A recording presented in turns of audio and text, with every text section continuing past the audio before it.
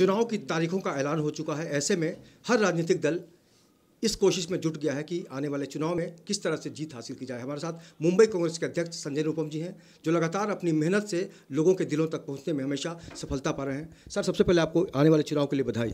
धन्यवाद।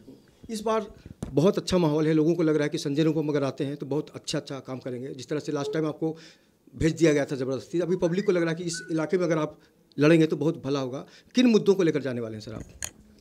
आपने जो पब्लिक की जो सोच है, वो जो फीडबैक आपने दिया, इसके लिए सबसे पहले धन्यवाद। और मैं बहुत आभारी हूं कि लोगों के मन में इस प्रकार की अपेक्षा है और इस प्रकार की उम्मीद है मुझे लेकर के। मुद्दे मतलब हम लोग जो सर्वे करा रहे हैं उसमें जो मुद्दे निकल के आ रहे हैं पूरे मुंबई से, वो बेसिक जो एमिनिटीज़ होती है उसी से जुड़ा हुआ है।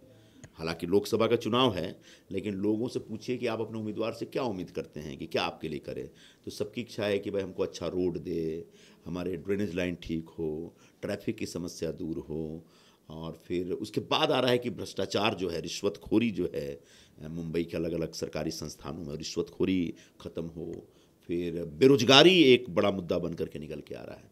तो बड़ा मुझे आश्चर्य हो रहा है कि 30 वर्षों से शिवसेना और भारतीय जनता पार्टी यहाँ पर महानगर पालिका में सत्ता में है, और जिसके पास 35,000 करोड़ का सालाना बजट है, और उनकी जवाबदारी बनती है कि मुंबई के रोड ठीक करें, गटर ठीक करें, पानी टाइम पे दें, वो पूरी तरह से फेल हो गए, और उसका रिफ्लेक्शन लोकसभा चुनाव के सर्वे में आ रहा है। तो यह शिवसेना बीजेपी के खिलाफ लोगों के अंदर जो आक्रोश है, उनकी रोज बरोज की ज़रूरतों को लेकर के, उसी आक्रोश के आधार पर चुनाव होगा। आप प्यार और मोहब्बत की बात करते हैं, बोलते हैं कि नफरत से नहीं प्यार से जीतेंगे, तो क्या आपको लगता है कि वाकई अभी ऐसा माहौल है? ये तो देखिए, पिछले 5 वर्षों से जो नरेंद्र मोदी जी की सरकार में जिस तरीके से नफरत और भय का वातावरण निर्माण किया गया है पूरे देश में, उसका जवाब देना पड़ेगा। और नफरत का जवाब नफरत नहीं हो सकता, नफरत का जवाब प्रेम ही हो सकता है।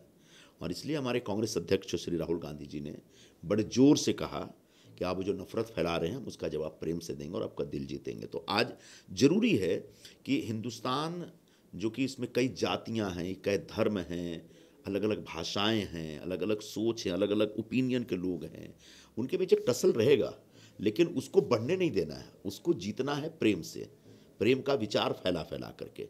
तो नरेंद्र मोदी जी के राज में पूरे देश में जिस प्रकार से कम्युनिटी विशेष के खिलाफ एक नफरत भरा अभियान चलाया गया, कहीं दलित समाज के खिलाफ, कहीं मुस्लिम समाज के खिलाफ, कहीं जो ओबीसी समाज के खिलाफ, और कई बार नरेंद्र मोदी खुद इस तरह के अभियान का नेतृत्व करते दिखते हैं। नरेंद्र मोदी जी के संगठन से जुड़े जो लोग हैं, जो चाहे वो आरएसएस वाले हों या बजरंग दल वाले हों, वो या फिर विश्व हिंदू परिषद वाले हों, तो उसकी वजह से पूरे देश में एक बड़ा ही एक विषाक्त वातावरण बना हुआ है। बहुत ही एक कह सकता हूँ कि एक जहरीला वातावरण। इस जहर को काटना पड़ेगा, और इस जहर को काटने के लिए प्रेम का जो ये अमृत है लेके आना पड़ेगा, और कांग्रेस पार्टी प्रेम का अमृत लोगों को पिलाने के लिए तैयार है। ये आचार संहिता लग गया है, बहुत सारे लोग चाहते हैं कि संजय निरुपम उनकी सोसाइटी में जाएं, उनके बीच रहें, तो उसका भी ख्याल रखना पड़ता है। जाएंगे ना, सोसाइटी में तो जाएंगे। जब चुनाव प्रचार शुरू होता है तो हम दर दर जाते हैं, और मेरी तो कोई सिर्फ चुनाव के टाइम पे नहीं, तो मैं तो वैसे ही दर दर भटकने वाला व्यक्ति हूँ। तमाम झुपड़पट्टियों में जाता हूँ, बिल्डिंगों में जाता हूँ, मैं लोगों के बीच रहता हूँ हमेशा। तो इस बार जब चुनाव प्रचार शुरू होगा तो थोड़ा ज़्यादा रहेंगे। आपसे नाराज़ लोग इसलिए भी रहते हैं, बहुत सारे लोग हैं, मैं जानता हूँ, तो आप बहुत ज़्यादा काम करवाते हैं, सबसे बहुत ज़्यादा बिजी रहते हैं। तो नाराज़ नहीं होना चाहिए, उनको खुश होना चाहिए। मनोहर पर्रिकर जिस तरह से गए हैं, उसके बारे में क्या कहेंगे आप?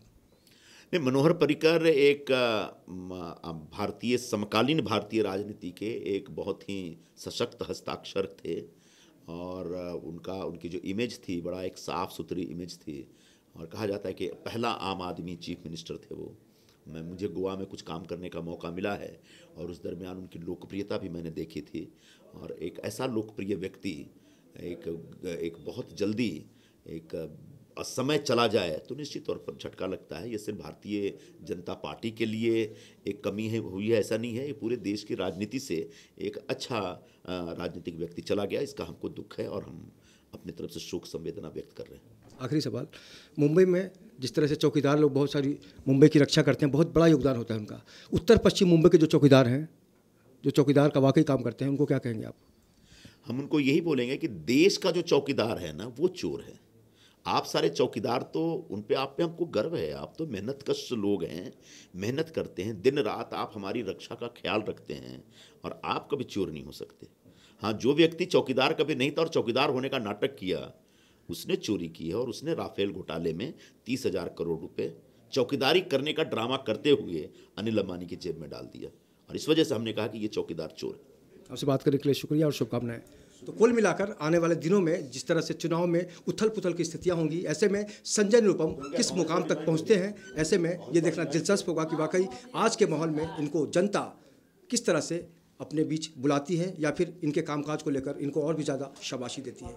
वीडियो जर्नलिस्ट देवानंद सिंह के साथ अवनींद्र आशुतोष, इन 24 न्यूज़, मुंबई।